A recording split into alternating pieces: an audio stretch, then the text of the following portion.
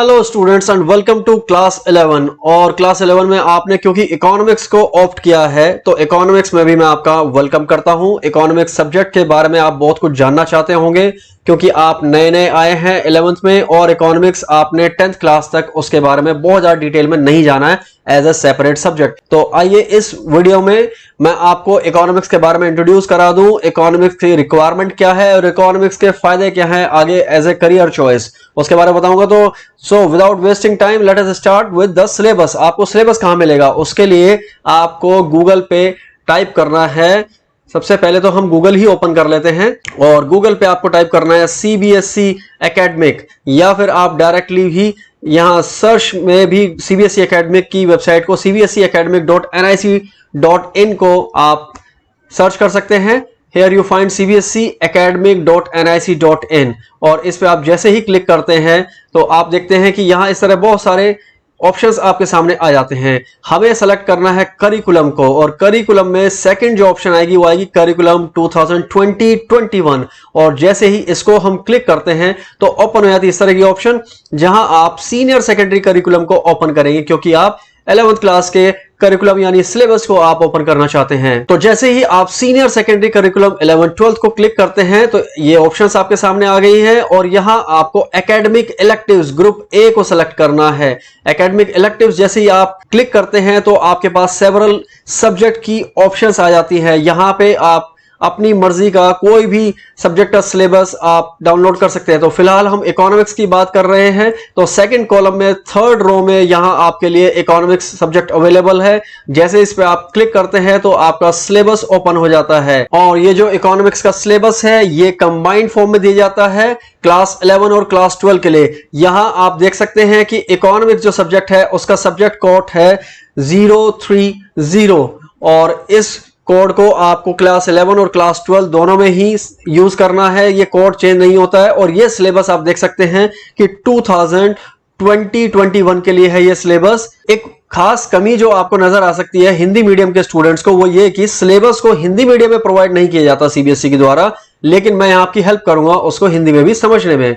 तो यहां आप देख सकते हैं कि इकोनॉमिक्स का जो सिलेबस है क्लास 11 का या 12 का उसमें प्रोजेक्ट भी आपको कंप्लीट करना है या कुछ आपके टीचर आपको कुछ एक्टिविटीज भी असाइन कर सकते हैं। प्रोजेक्ट जो होता है उसके मार्क्स होते हैं आपके फाइनल स्कोर में, उसके बारे में अभी मैं डिटेल में बताने वाला हूं। इकोनॉमिक्स जो सब्जेक्ट है उसके ऑब्जेक्टिव्स को एक बार देख लीजिए।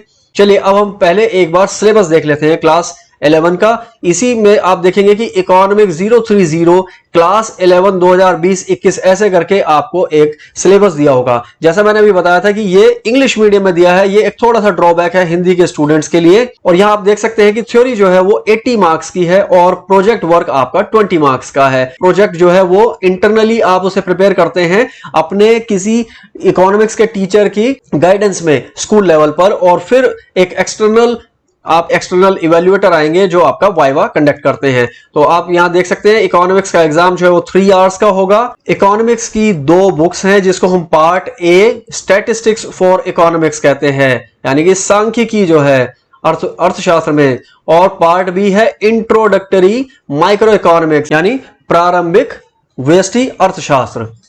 यहां आप देख सकते हैं कि दोनों ही बुक्स जो हैं वो 40 मार्क्स ईच उनकी वेटेज है। तो 40 एंड 40 हो गया 80 और फिर आपका ये प्रोजेक्ट वर्क जो यहां सी पे लिखा है ये 20 मार्क्स का होता है। तो टोटल आपके हो गए 100 मार्क्स। पूरा इकोनॉमिक्स का जो सिलेबस है वो 100 मार्क्स का हो गया आपका। और यहां आप देख सकते हैं कि यूनिट वाइज इसको डिवाइड किया हुआ है। क्लास 11 में स्टैटिस्टिक्स में यूनिट जो है वो पहली आप देख सकते हैं यहां पे 13 मार्क्स की है जिसमें इंट्रोडक्शन दिया है इकोनॉमिक्स का, कलेक्शन ऑफ डेटा जैसे आंकड़ों का संकलन कहते हैं, ऑर्गेनाइजेशन ऑफ डेटा आंकड़ों का व्यवस्थीकरण और आंकड़ों का प्रस्तुतिकरण, ये सारा मिलाकर के 13 मार्क्स का है। और फिर statistical tools and data interpretation दिया हुआ है। इसमें स्टैटिस्टिकल टूल्स में आप बेसिकली डेटा का analysis, mean, median, mode, dispersion, skewness, इस तरह की चीजों को यूज करके कैलकुलेट करेंगे। तो उसके बाद में माइक्रो इकोनॉमिक्स भी आपका एक इंपॉर्टेंट पार्ट है। पहले ये क्लास 12 में पढ़ाई जाती थी लेकिन पिछले 2 सालों से ये क्लास 11 में पढ़ाई जाने लगी है। और यहां आप देख सकते हैं कि इंट्रोडक्शन है और 4 मार्क्स में इसको कवर किया गया है। उसके बाद कंज्यूमर थ्योरी, जहां कंज्यूमर के जो डिसीजन होते हैं, जो उपभोक्ता है वो अपनी आय का इस्तेमाल कर किस प्रकार अपने निर्णयों पर पहुंचता है, उसको यहाँ कंज्यूमर थ्योरी में पढ़ा जाता है और ये 13 मार्क्स की है। फिर प्रोड्यूसर बिहेवियर एंड सप्लाई की जो उत्पादक है वो अपनी कीमतों का और अपने कुल उत्पादन का निर्णय किस प्रकार से लेता है, वो पूरी यूनिट 13 मार्क्स की है। और अंत में हम देखते हैं फॉर्म्स ऑफ मार्केट की कितने प्रकार के बाजार किसी अर्थव्यवस्था में व्यष्टि स्तर पर हो सकते हैं। तो वहां हम विशेषतः तो बात करेंगे परफेक्ट कंपटीशन की। इस साल का जो आपका सिलेबस है उसमें कुछ चेंजेस किए गए हैं, कुछ डिलीशंस हैं, तो अदर मार्केट फॉर्म्स जो है वो सिलेबस में से इस बार डिलीटेड हैं। तो मैं उसके बारे में भी आपको बता दूंगा कि डिलीटेड टॉपिक्स क्या हैं और ये आप डाउनलोड कर लीजिए। मैं आपको डिटेल में हर एक यूनिट का नहीं समझा रहा हूं, just to save the time. इतने कैपेबल आप हैं कि आप देख सकते हैं इसको। और लास्ट में एक बार मैं आपको ले जाना चाहता हूं इसमें कि जहां आपको प्रोजेक्ट के बारे में बताया गया है। आप यहां देख सकते हैं इकोनॉमिक्स का प्रोजेक्ट 20 मार्क्स का होता है और 20 मार्क्स का जो प्रोजेक्ट है इसकी ऑब्जेक्टिव्स आपको बताए गए हैं, इसके एक्सपेक्टेशंस आपको बताए गए हैं। मार्किंग स्कीम यहां दी है कि 20 मार्क्स का जो आपका प्रोजेक्ट होता है उसमें किस किस चीज के कितने कितने मार्क्स होते हैं। तो यहां आप देख सकते हैं वाइवा 8 मार्क्स का है, यानी वाइवा पूरा का पूरा 20 मार्क्स का नहीं होता, बाकी डिस्ट्रीब्यूशन भी होता है मार्क्स का, वो यहां पे आप देख सकते हैं। कुछ सजेस्टेड टॉपिक्स यहां पे दिए हुए होते हैं क्लास 11 के, यहां आप देख सकते हैं effect on PPC due to various government policies, इस तरीके से बहुत सारे टॉपिक। या फिर यहां पे लास्ट में दिया गया है एनी अदर टॉपिक, कि कोई और टॉपिक जो क्लास 11 की इकोनॉमिक्स से या फिर करंट जो इकोनॉमिक इश्यूज हैं उनसे रिलेटेड और रेलेवेंट टॉपिक हो, उस पर भी आप प्रोजेक्ट बना सकते हैं। कुछ पुराने स्टूडेंट्स नए स्टूडेंट्स के मन में ये बात डाल देते हैं कि इकोनॉमिक्स एक बहुत ही टफ सब्जेक्ट है, लेकिन ऐसा कुछ भी नहीं है। अगर आप नीचे दी गई बातों का ध्यान रखते हैं तो इकोनॉमिक्स एक बहुत ही इंटरेस्टिंग सब्जेक्ट होने वाला है, अगर आप कुछ कुछ छोटी छोटी बातों का पालन कर लें बस। वैसे तो आप इकोनॉमिक्स को बाय चॉइस लेकर के आए होंगे, लेकिन हो सकता है कि आपके स्कूल में कोई और ऑप्शन अवेलेबल ना हो, इसलिए मजबूरी में आपने इकोनॉमिक्स ली हो, तो भी आपके लिए इकोनॉमिक्स बहुत इंटरेस्टिंग हो जाती है अगर आप इसको रेगुलरली स्टडी करें। ऐसा नहीं कि एक दिन 5 घंटे पढ़ाई कर ली, फिर 5 दिन आपने 1 घंटा भी पढ़ाई नहीं करी, और आप रट्टा मारने की कोशिश ना करें इकोनॉमिक्स में। इकोनॉमिक्स एक कंसेप्चुअल सब्जेक्ट है, तो इसमें अंडरस्टैंडिंग जरूरी है, ये रटने वाला सब्जेक्ट नहीं है।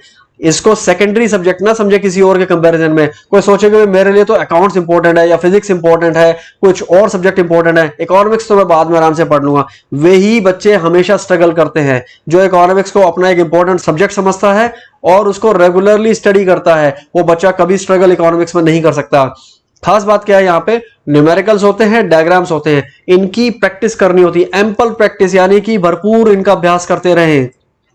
हमेशा यह विश्वास रखें कि इकोनॉमिक्स आपके करियर में बहुत बड़ा बदलाव लाने वाला है, आपके सक्सेस में इकोनॉमिक्स एक बहुत ही महत्वपूर्ण भूमिका निभाने वाला है। और इकोनॉमिक्स आपको कभी भी धोखा देने वाली सब्जेक्ट नहीं है, ये बेवफाई तो कभी करती ही नहीं किसी के साथ। एक और खास बात कि you need to love to play with data, आप आंकड़ों के साथ खेलना पसंद करते हो, थोड़ा सा हल्का सा मैथमेटिक्स में इंटरेस्ट अगर है तो फिर तो आपके बिल्कुल इकोनॉमिक्स के स्कोर में 4 चांद लगने वाले हैं। तो चलिए अब कुछ इकोनॉमिक्स की बुक्स के बारे में बात कर लेते हैं। आपने देखा कि एनसीईआरटी की 2 बुक्स हैं जो आपको स्टडी करनी है, प्रारंभिक व्यष्टि अर्थशास्त्र और साथ में अर्थशास्त्र में सांख्यिकी। ये तो थी आपकी एनसीईआरटी की बुक्स, लेकिन आपको बड़ा दिमाग में क्वेश्चन रहता है कि प्राइवेट ऑथर की किसकी बुक मैं परचेज करूं। तो कुछ प्राइवेट ऑथर्स की बुक को मैं यहां सजेस्ट कर रहा हूं, दे आर सजेस्टिव, मर्जी आपकी है आप किसको परचेज करना चाहते हैं, आप किसी को भी परचेज कर लीजिए, लेकिन अच्छे से पढ़ाई कीजिए, आपके नंबर इकोनॉमिक्स में डेफिनेटली अच्छे आते ही आते हैं। इवन 100 स्कोर करना इकोनॉमिक्स में मुश्किल नहीं है, इम्पॉसिबल नहीं है इकोनॉमिक्स में 100 स्कोर करना। नाउ करियर की बात कर लेते हैं। सिविल सर्विस के लिए इकोनॉमिक्स एक वंडरफुल चॉइस है। आज के टाइम में अगर आप उठा के देखें, प्री का जो एग्जाम आता है सिविल सर्विसेज का, उसमें इकोनॉमिक्स पे बेस्ड बहुत सारे क्वेश्चंस पूछे जाते हैं।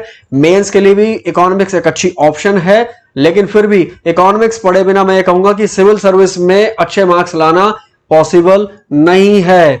उसके अलावा आप इकोनॉमिस्ट बन सकते हैं, अगर इकोनॉमिक्स में आगे करियर परस्यू करते हैं।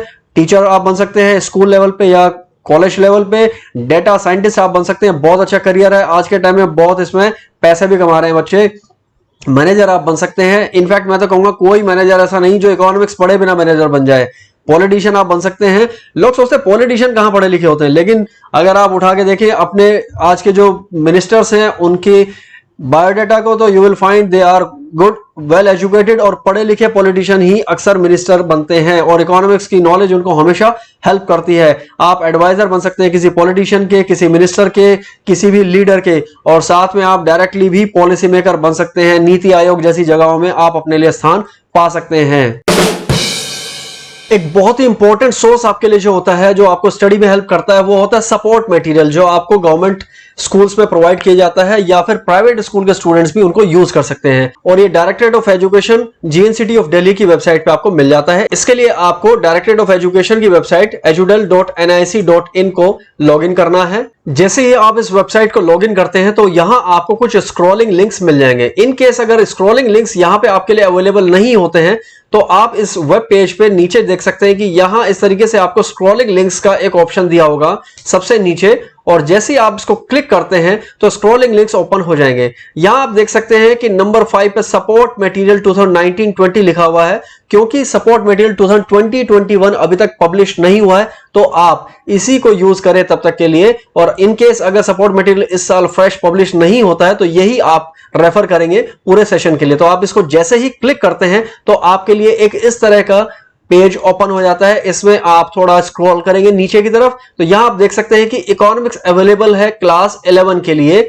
यहां आप देख सकते हैं क्लास 11 आपको यहां लिखा हुआ मिलेगा और इसमें इकोनॉमिक सब्जेक्ट दिया हुआ है। और इकोनॉमिक सब्जेक्ट का जो सपोर्ट मटेरियल है वो इंग्लिश मीडियम में अवेलेबल है आपके लिए और साथ ही साथ वो हिंदी मीडियम में भी अवेलेबल है। तो आप अपनी प्रेफरेंस के अकॉर्डिंग, जैसे सिलेबस में तो कंपल्शन थी ना कि वो आपके लिए सिर्फ इंग्लिश में ही अवेलेबल था, लेकिन ये दोनों मीडियम में आपके लिए अवेलेबल है। तो आपके लिए चलिए मैं हिंदी का ओपन करके एक बार दिखा देता हूं। ये सपोर्ट मटेरियल हिंदी का यहाँ ओपन हो रहा है आपके लिए और ये आप देख सकते हैं कि शिक्षा निदेशालय सहायक सामग्री 2019-20 11वीं अर्थशास्त्र यहाँ लिखा हुआ आ गया है आपके लिए।